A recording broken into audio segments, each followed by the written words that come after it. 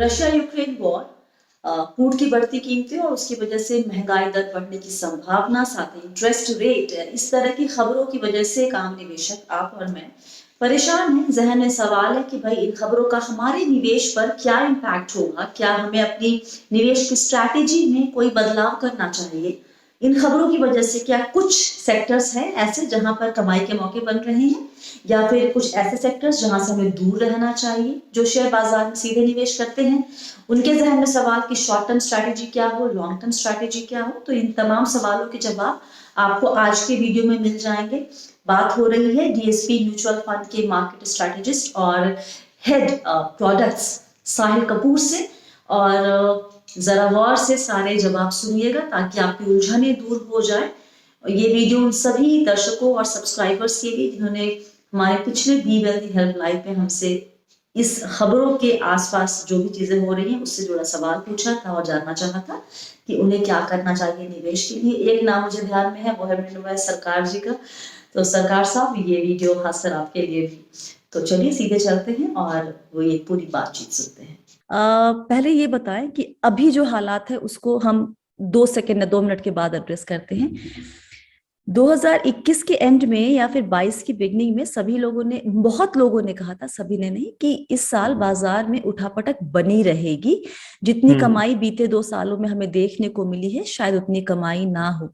जनवरी और फरवरी 2022 किस तरीके का चाल देखने को मिला बाजार में?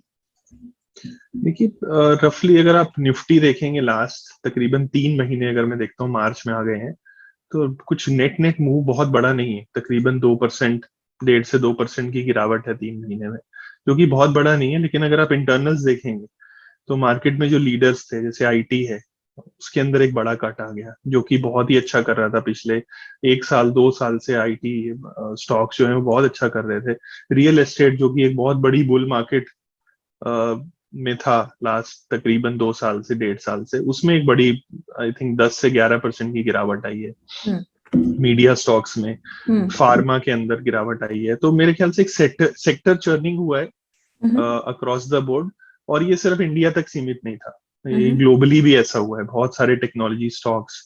तो दो बहुत इंपॉर्टेंट ट्रेंड देखने को मिले। पहला ट्रेंड, जो कंपनी ज्यादा मुनाफा नहीं बना रही उनमें बड़ा करेक्शन आया, इंडिया में भी ग्लोबली भी, चाहे वो न्यू आईपीओ हो या ओल्ड कंपनीज हो। तो जो अनप्रॉफिटेबल कंपनीज हैं वहां पे जो है स्टॉक प्राइसेस की काफी पिटाई हुई है। और दूसरा बड़ा ट्रेंड जो सामने आया है वो उसको बोलते हैं डी रेटिंग, जहां पे अर्निंग मल्टीपल बहुत हाई थे, बाजार ने उसको कट करके थोड़ा नीचे ले आया है। तो ये दो बड़े ट्रेंड मुझे लगता है लास्ट 2 से 3 महीने में दिखे।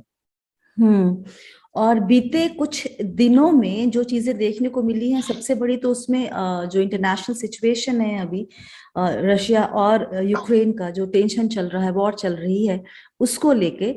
और इसके अलावा दो चीजें और जो हमेशा पिछले इनफैक्ट कुछ महीनों से वो न्यूज में रही है, इंटरेस्ट रेट और इन्फ्लेशन। ये 3 वजहें मेरी नजर में है, या फिर जितना पढ़ाई करो उसमें यही समझ में आता है कि 3 वजह हैं जो बाजार को शायद आगे चल के अगले कुछ महीनों में, अगले कुछ हफ्तों के लिए जरूर ड्राइव करेंगी। आपका टेक क्या है? ये 3 वजह ही रहेंगी या फिर इसके अलावा और भी वजह हो सकती हैं? ये बिल्कुल सही है। ये I think inflation, interest rate, दो बड़ी इंपॉर्टेंट चीजें हैं। क्योंकि मैं पहले भी लिखा है, जो इंटरेस्ट रेट है वो ग्रेविटी की तरह है, जब ये बढ़ने लगते हैं तो सारी एसेट क्लास नीचे की तरफ आती है। तो इंटरेस्ट रेट एक बहुत ही इंपॉर्टेंट कंपोनेंट है। और एक दो नंबर बताता हूँ, जैसे इंडिया का अगर आप 3 ईयर कॉर्पोरेट बॉन्ड यील्ड देखेंगे तो वो प्री पैंडेमिक, अगर हम दिसंबर 2019 पे जाते हैं, तकरीबन 7% से ऊपर था, 7.5%। और वो गिर के पैंडेमिक के दौरान 4-4.5% चला गया। और कॉर्पोरेट अगर एक्विटीज देखेंगे तो री रेट हो गए, उनकी जो स्टॉक प्राइसेस हैं दे वेंट अप, ऊपर चली गई। अभी हमने पिछले लास्ट 6 महीने में देखा है कि ये जो बॉन्ड यील्ड है ये वापस ऊपर आ गई है, तकरीबन 5.70, 5.90 के आसपास ही चल रही है। तो इस वजह से आप देखेंगे स्टॉक प्राइसेस में भी डी रेटिंग हो गई। तो इंटरेस्ट रेट एक इंपॉर्टेंट कंपोनेंट है जो इक्विटी मार्केट्स की मूवमेंट को चेंज करता है। और दूसरा आपने बोला इन्फ्लेशन। इन्फ्लेशन एक्सपेक्टेशन बहुत इंपॉर्टेंट है इस समय। मुझे लगता है इन्फ्लेशन वेस्टर्न कंट्रीज में रीडिंग्स तो हाई है, बट इन्फ्लेशन एक्सपेक्टेशन भी बढ़ गई है बिकॉज ऑफ द इवेंट्स जो लास्ट तकरीबन 2 से 3 हफ्ते में हुए हैं। जी। ये इवेंट रिलेटेड है, ट्रांजिटरी भी हो सकती है इन्फ्लेशन एक्सपेक्टेशन, बट डेटा इस समय जो है वो थोड़ा इन्फ्लेशनरी ज्यादा हो गया, जो पिछले 2-3 हफ्ते से ज्यादा। मेरे लिए सबसे बड़ा कंसर्न ये दो नहीं है। मुझे अच्छा। लगता है सबसे बड़ा कंसर्न है ग्रोथ। ग्रोथ स्लो हो रहा है ग्लोबली, हम्म। अलग अलग कंट्रीज में, और इवन इंडिया में भी ग्रोथ जो है बड़ा जिसको बोलेंगे अनऑर्गेनाइज सेक्टर में, hmm. It's not very stable, uniform नहीं है, हम्म। समानता ग्रोथ नहीं हो रहा है। तो ये तीन मुझे लगता है बड़े फैक्टर्स हैं इस समय। साथ ही इंटरनेशनल सिचुएशन, इन्फ्लेशन और इंटरेस्ट रेट। अब ये जब 3 या 4 चीजें एक निवेशक सुनता है और इस तरह की चीजें सुनेगा जो हमने अभी बात करी है, तो उसको लगता है कि भाई करना क्या है। करेक्ट। स्पेशली बीते कुछ दिनों में जो बाजार की चाल रही है, उससे सिर्फ डायरेक्ट इक्विटी का जो निवेशक है वो नहीं, वो भी नहीं, साथ ही जो म्यूचुअल फंड वगैरह के जरिए भी निवेश करते हैं, इक्विटी में जिनका एक्सपोजर है किसी भी जरिए, वो सबको लगता है कि अभी क्या पॉज कर दे, इतनी वोलेटिलिटी है, क्या करना चाहिए समझ में नहीं आ रहा। तो एक एक वजहों से उठाते हैं। इंटरनेशनल सिचुएशन को ध्यान में रखते हुए शॉर्ट टर्म स्ट्रैटेजी किसी एक निवेशक की सेक्टर वाइज अगर आप बता सके कि फोकस कहाँ रखना चाहिए एक निवेशक को इस टाइम पे। मुझे लगता है 3 सेक्टर हैं जो बहुत अच्छे हैं। पहला तो फार्मा एंड हेल्थ केयर, उसके अंदर जो है स्टॉक प्राइसेस ने काफी अंडर परफॉर्म किया है पिछले कुछ समय में, और अगर आप इनके फंडामेंटल्स देखेंगे तो काफी इंप्रूवमेंट है। इन कंपनीज के कैश फ्लोज इंप्रूव हो गए हैं। फ्री कैश फ्लो तकरीबन 2015 के जो पीक थे वहां उसके नजदीक जा रहे हैं। मार्केट कैप बहुत छोटा है इस समय, फार्मा की जो रिप्रेजेंटेशन है तकरीबन 3.5% है। ग्लोबली फार्मा की जो मेन इंडेक्स में रिप्रेजेंटेशन 10% से भी ज्यादा होती है। इनकी वैल्यूएशंस भी इस समय अपने सिक्लिकल लोज पे हैं, वर्सेस निफ्टी ऑल्सो वैल्यूएशंस कम है। तो और प्लस मुझे लगता है आने वाले समय में जैसे जैसे इकोनॉमी रीओपन हो रही है, ex of COVID services also they are also making a comeback. Health care is a good sector. Second important sector जो मुझे लगता है वो है इंडिया फोकस्ड इंफ्रास्ट्रक्चर। इस समय हम बहुत ग्लोबल वोलेटिलिटी देख रहे हैं, लेकिन जो इंडिया का इंफ्रास्ट्रक्चर सेगमेंट है वहां पे बहुत सारे अच्छे लीवर्स हैं, चाहे वो गवर्नमेंट एक्सपेंडिचर हो, कॉर्पोरेट केपेक्स हो, दूसरा क्रेडिट ग्रोथ हो, ये सारे जो लीवर्स हैं एक साथ इसके फेवर में आ रहे हैं। तो that is another sector, particularly उसमें अगर आप इंजीनियरिंग सेक्टर देखें, इंजीनियरिंग एंड इंफ्रास्ट्रक्चर। तीसरा सेगमेंट जो मुझे लगता है अच्छा कर सकता है, अगर हम मिड एंड स्मॉल कैप की तरह देखें इसको, तो मुझे लगता है स्मॉल कैप पर्टिकुलरली एक अच्छा सेगमेंट है। उसका रीजन ये है कि जब इंडियन इकोनॉमी अच्छा करती है तो मिड एंड स्मॉल कैप अच्छा करते हैं, और इंडियन इकोनॉमी एक अच्छे बेस फॉर्म कर चुकी है, और मेरे ख्याल से अगले कुछ क्वार्टर्स में एक रिकवरी देखने को मिलेगी। तो ये 3 जगहें हैं मुझे लगता है जहाँ पे निवेशक जो है उनको ध्यान देना चाहिए। लेकिन अमूमन हम अपने निवेशकों को कहते हैं जो रिटेल निवेशक है कि स्मॉल कैप से थोड़ा दूर रहो, क्योंकि वहां पर आपको जब वोलेटिलिटी देखने को मिलती है सबसे ज्यादा वहीं पर, और गिरावट भी सबसे ज्यादा वहां पर। तो आप कोई सलाह देना चाहेंगे कि अगर स्मॉल कैप को अगर अप्रोच भी करना है तो उनको किन चीजों का ख्याल रखना चाहिए? देखिए, पहला तो उसमें सिप ही बेटर रहता है, बिकॉज जैसे आपने बोला वोलेटिलिटी बहुत ज्यादा है। दूसरा, स्मॉल कैप अपने आप में एक बहुत बड़ा एलोकेशन नहीं हो सकता, इसीलिए मैंने उसको सेक्टरल या थीमेटिक क्वेश्चन में फिट कर दिया, rather than saying कि है ना कि वो पूरा एक्सपोजर हो। तो जैसे आपने बोला इसकी वोलेटिलिटी ज्यादा है, तो इसको एक थीमेटिक इन्वेस्टमेंट की तरह आप ट्रीट कर सकते हैं। It can not be very large part of your portfolio, एक सीमित एलोकेशन ही आपको उसको देनी पड़ेगी, which should be not more than 10-15%। अगर आप एक अच्छे मॉडरेट इन्वेस्टर हैं, एग्रेसिव हैं तो शायद आप थोड़ा बढ़ा लेंगे, अगर आप कंजर्वेटिव हैं तो आप ऑफकोर्स इसको अवॉइड कर सकते हैं और लार्ज कैप पे फोकस रख सकते हैं। इन्फ्लेशन बेस्ड जो सर्कमस्टांसेस हैं जहां पेट्रोलियम प्राइसेस आर अप, और आपने अपने ट्वीट में लिखा है कि अगर ऑयल प्राइसेस $100 के ऊपर ट्रेड करते हैं even for few weeks and revert back below pre conflict levels of $90, India will have minimal impact. ये आपका ट्वीट है और इसके आगे आपने कुछ और चीजें भी लिखी हैं। तो आपको लगता है कि इस ऑयल प्राइसेस का हमारे ऊपर ज्यादा इम्पैक्ट नहीं पड़ेगा, और ऐसा क्यों, इसके पीछे की वजह क्या है? हाँ, एग्जैक्टली अगर ये कुछ शॉर्ट लिव्ड होता है जैसे मैंने लिखा उसमें, अगर ये कुछ दिनों के लिए ही स्पाइक है और अगर सिचुएशन नॉर्मलाइज हो जाती है और ऑयल प्राइसेस नीचे चले जाते हैं तो हमें ज्यादा हिट नहीं आएगा। क्योंकि मैं इसके 2 कारण बताता हूँ। पहला कारण ये है, लेट्स कंपेयर, अगर 2013 में जो हमें लास्ट ऑयल शॉक मिला था तभी हमारा ट्रेड डेफिसिट भी बहुत हाई था, हमारा फिस्कल डेफिसिट भी बहुत हाई था उस समय पे। तो उस समय जब हमारा ऑयल ट्रेड बैलेंस, जिसको बोलते हैं इंपोर्ट माइनस एक्सपोर्ट, तकरीबन 150 बिलियन के आसपास चला गया था।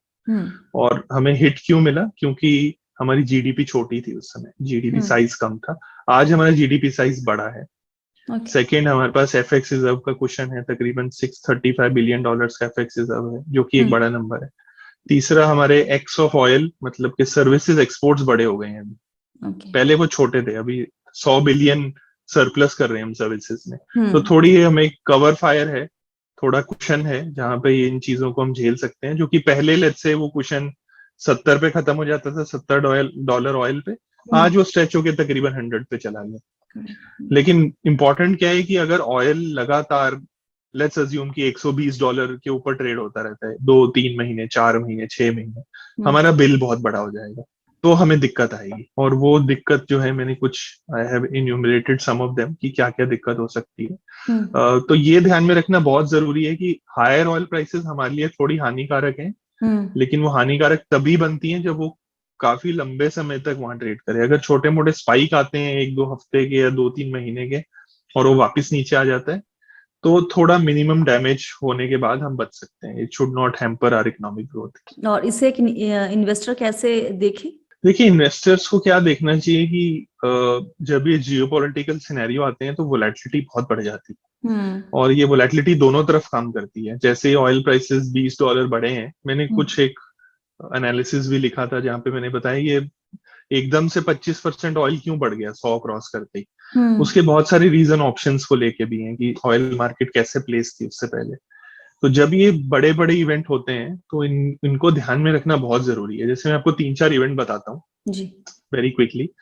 सऊदी अरेबिया सबसे बड़ा ऑयल प्रोड्यूसर है। 2019 सितंबर में उसकी 2 फैसिलिटीज के ऊपर अटैक हुआ, और 5 million barrel per day oil जो है वो ऑफ मार्केट हो गई, और ऑयल की डेली डिमांड जो है वो 100 मिलियन बैरल्स पर डे थी उस समय। तो 5% ऑफ सप्लाई बाहर चला गया मार्केट से, जो कि पिछले 100 साल का रिकॉर्ड है। ऐसा कभी नहीं हुआ एक दिन में।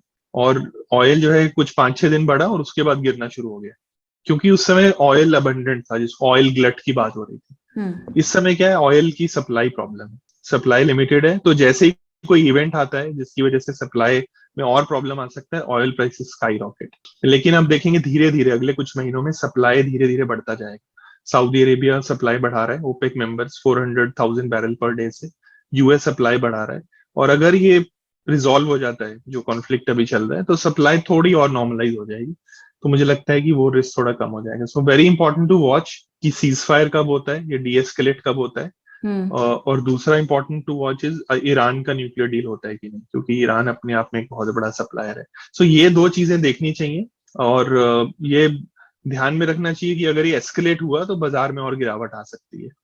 तो you should be ready to do that. So 2 तरीके हैं मेरे ख्याल से। पहला, be ready with some dry powder, that is important, and watch these events a little more closely. Or any particular good or bad sector to play this higher inflation or higher oil prices? Yes, तो cyclical जो sectors हैं, जो tactical bets हैं, ये investment के लिए नहीं है। सबसे पहला मैं इसमें ये बताना चाहूंगा राइडर, ये जितने भी इन्फ्लेशन प्ले होते हैं ये शॉर्ट टर्म होते हैं। इनके अंदर आपको एंट्री और एग्जिट क्विकली करना पड़ता है, जिसमें टैक्स कंसिडरेशन भी आती है। तो कई ऐसे फंड्स हैं, कई ऐसे स्टॉक्स हैं, जैसे आप मेटल्स पे फोकस कर सकते हैं, ऑयल एंड गैस सेक्टर पे फोकस कर सकते हैं, जो डायरेक्ट बेनिफिशियरीज हैं इन ट्रेंड्स के। तो वहां पे ये जो तेजी है ऑयल प्राइसेस में, वो डायरेक्टली रिफ्लेक्ट होगी, क्योंकि ये डायरेक्टली बॉटम लाइन पे हिट करता है एक समय के बाद। तो वो उनके थ्रू आप प्ले कर सकते हैं। ऐसे काफी सारे फंड्स भी हैं, थीमेटिक फंड्स, जो सिर्फ और सिर्फ इन सेक्टर में इन्वेस्ट करते हैं। लेकिन अगेन ये बहुत टैक्टिकल बेट है, और आपको ये याद रखना पड़ेगा कि पिछले 2 साल में ये सेक्टर और ये फंड्स ऑलरेडी 6 से 7 गुना बढ़ चुके हैं अपने बॉटम से। तो मार्जिन ऑफ सेफ्टी कम है इसकी। जो तीसरी चीज हमने बात की थी साहिल, वो थी इंटरेस्ट रेट पे। हमें उम्मीद थी कि लास्ट टाइम जो आरबीआई की मॉनेटरी पॉलिसी कमेटी की आई थी, बैठक हुई थी, उस पे था कि भाई बढ़ाया जाएगा, लेकिन बढ़ा तो रहे नहीं है ये रेट। क्या आपकी क्या जानकारी कह लें, या आपकी रीडिंग क्या कहती है कि ये रेट्स अभी नियर फ्यूचर में बढ़ेंगे, या फिर वो अभी थोड़ा सा इंतजार और है वहां? मेरे ख्याल से आरबीआई जो है वो ग्रोथ पे ज्यादा फोकस कर रहा है। उसका फोकस है कि इन्फ्लेशन थोड़ी ज्यादा है, जितनी डाइजेस्टेबल अमाउंट जिसको मैं बोलूंगा उससे थोड़ी ज्यादा है शायद। हम्म बट आरबीआई बोल रहा है कि मेरी इकोनॉमिक ग्रोथ जो है कंट्री की, that is still very uneven. तो कुछ सेक्टर जो है वो रिकवर हो गए हैं, कुछ सेगमेंट्स जो है इकोनॉमी का रिकवर हो गए हैं, पर्टिकुलरली जैसे ऑर्गेनाइज सेक्टर आप देखेंगे। और जो अनऑर्गेनाइज सेक्टर है या जो लोअर इनकम ग्रुप है या जो 20% सबसे नीचे का वेज अर्नर ग्रुप है, उनकी जो इनकम रिकवरी है वो अभी भी नहीं हुई है।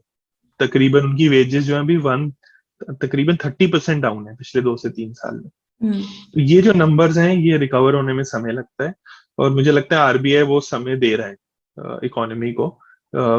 और दूसरा इम्पॉर्टेंट फैक्ट ये है कि आरबीआई की मॉनेटरी पॉलिसी तब ब्लंट हो जाती है जब हमारे फिस्कल डेफिसिट नंबर्स बहुत हाई होते हैं, ओके हमारी इंटरेस्ट कॉस्ट इस समय बहुत ज्यादा है।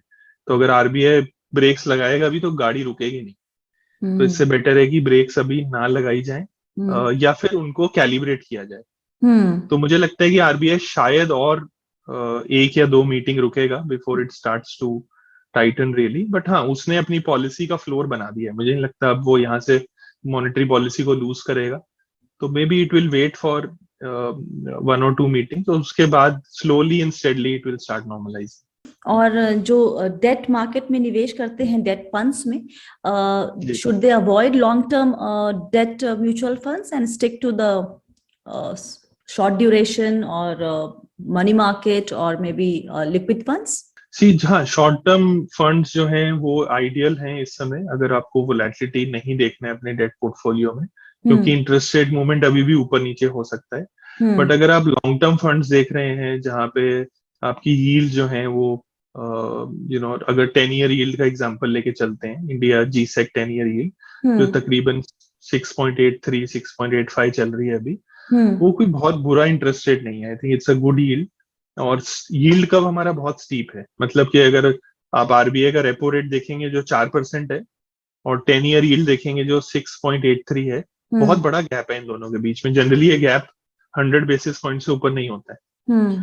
तो जब आप इतना बड़ा गैप देखते हैं, तो जो लॉन्ग टर्म फंड्स हैं या लॉन्ग टर्म बॉन्ड्स हैं, उससे थोड़ा रिस्क कम हो जाता है, क्योंकि अगर इंटरेस्ट रेट बढ़ते भी हैं तो वो शॉर्ट एंड पे जल्दी बढ़ेंगे, आरबीआई उनको बढ़ाएगा, लॉन्ग एंड वाले इतने जल्दी नहीं बढ़ेंगे। ओके तो तो मुझे लगता है एक बारबेल टाइप स्ट्रेटजी प्ले कर सकते हैं, कुछ फंड शॉर्ट टर्म में और थोड़ा हिस्सा लॉन्ग टर्म में। आई थिंक ये ऐसी स्ट्रेटजी अपनानी चाहिए डेट निवेशकों को। तो बेसिकली मोटे तौर पे अनसर्टेनिटी बहुत ज्यादा है, हर चीज इफ्स एंड बट्स पर है कि जियोपॉलिटिकल सिचुएशन क्या होती है, क्रूड प्राइसेस किधर जाते हैं, वो फिर इन्फ्लेशन तय करेंगे और उसके हिसाब से। तो एक लॉन्ग टर्म निवेशक बेसिकली ज्यादा कुछ करे नहीं, वो जैसे निवेश कर रहा है वो करता रहे, उसे हड़बड़ाने की या डरने की बहुत ज्यादा जरूरत अभी आपको लगता है कि नहीं है? स्वाति जी, बहुत अच्छी आपने बात बोली है। जो लॉन्ग टर्म निवेशक हैं, मुझे लगता है कि जब अनसर्टेनिटी ज्यादा होती है, उनके लिए अच्छा समय होता है अपनी डिसिप्लिन मेंटेन करने के लिए, अपनी इन्वेस्टमेंट को मे बी थोड़ा बढ़ा देने के लिए। क्योंकि जब भी अनसर्टेनिटी बहुत ज्यादा होती है उससे स्टॉक प्राइस अच्छे होते हैं, और जब भी एकदम रोजी पिक्चर होती है या कुछ अनसर्टेनिटी नहीं होती, उस समय स्टॉक्स बहुत महंगे होते हैं, तो रिटर्न्स कम हो जाते हैं। तो मुझे लगता है जितनी अनसर्टेनिटी बढ़ेगी और अगर करेक्शन आता है, इंडिया की 3 ईयर 5 ईयर ग्रोथ स्टोरी अच्छी है इस समय, वो ट्रेंड अच्छा है, तो स्टॉक या इक्विटी निवेशकों के लिए अच्छा ही समय होगा वो। तो अगर आप लॉन्ग टर्म निवेशक हैं, मुझे लगता है आपको डिसिप्लिन मेंटेन करना चाहिए। और अगर करेक्शन आता है, जो इनिशियली मैंने कुछ लेवल्स बताए, may be you should step up, कुछ इन्वेस्टमेंट्स को बढ़ा देना चाहिए। थैंक यू सो मच साहिल, आज वक्त निकाल के हमसे बात करने के लिए। आई एम श्योर हमारे सब्सक्राइबर्स के कुछ पंडे क्लियर हुए होंगे, सिर्फ सुन ही रहे थे यहाँ वहां कि ये चल रहा है वो चल रहा है, करना क्या है इसकी जानकारी देने के लिए बहुत बहुत शुक्रिया। Thank you Swati, thank you for inviting me. देखिए, एक बात तो तय है कि आने वाले दिनों में ऐसे कई ट्रिगर्स होंगे जो हमारे बाजार में हलचल मचा सकते हैं। तो आप एक म्यूचुअल फंड में निवेश करते हैं, लंबे वक्त के लिए निवेश कर रहे हैं, तो आपने डरने की जरूरत नहीं है, आपको चिंता नहीं करनी है। आप खबरों पे नजर रखें, लेकिन खबरों के हिसाब से आपको एक्ट या रिएक्ट करने की जरूरत नहीं है।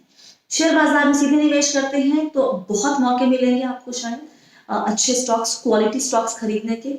लेकिन अगर आपको ये नहीं पता कि क्वालिटी स्टॉक्स क्या होते हैं, कैसे पहचानें, तब दिक्कत है। लेकिन सोल्यूशन है, डिस्क्रिप्शन बॉक्स में आपको एक लिंक दे रहे हैं हम, जहां पर हमने सौरभ मुखर्जी से बात की थी। उन्होंने बड़े आसान शब्दों में बताया था हमें कि कैसे खुद के लिए क्वालिटी स्टॉक्स आप चुन सकते हैं।